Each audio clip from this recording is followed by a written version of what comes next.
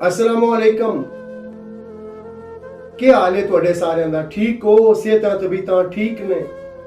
और भाई जी एक छोटा जा मैसेज है थे, अगर मुनासिब लगे इनू जरूर सुनियो।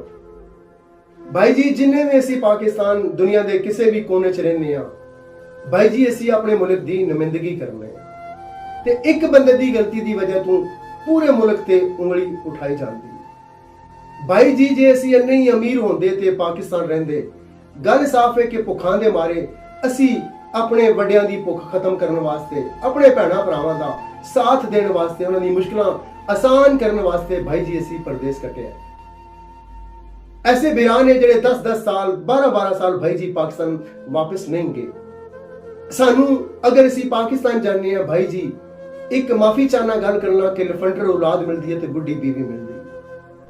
असी अपने वास्ते भाई जी बड़ा कुछ करने हैं ते लेकिन जिस टाइम सानू आख्या जाता है कि तुसी साडे वास्ते कीता की, भाई जी कुछ अपने वास्ते भी सोचा करो। एक दिन मर सारे जाना है।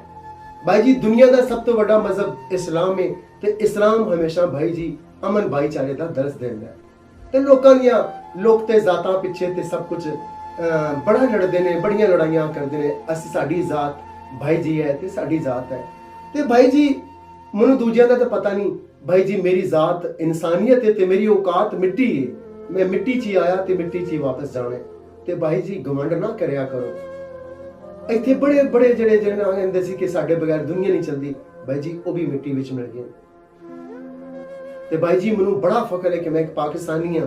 ते भाई जी उस तो मैनू बड़ा फख्र है कि मैं पाकिस्तान शहरों के शहर मंडी बहुदीन तो चंगे भैड़े लोग भाई जी हर मुल्क विच होंदे ने, लेकिन कदी भी किसी शहर नू टारगेट ना करया करो।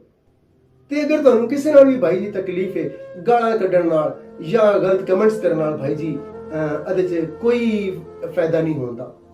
इज्जत मेरा रब दिंदा है भाई जी, गालां कड्ढण नाल या गलत कमेंट्स करन नाल कोई वड्डा नहीं बनदा। वड्डा इंसान अपने किरदार नाल बनदा है।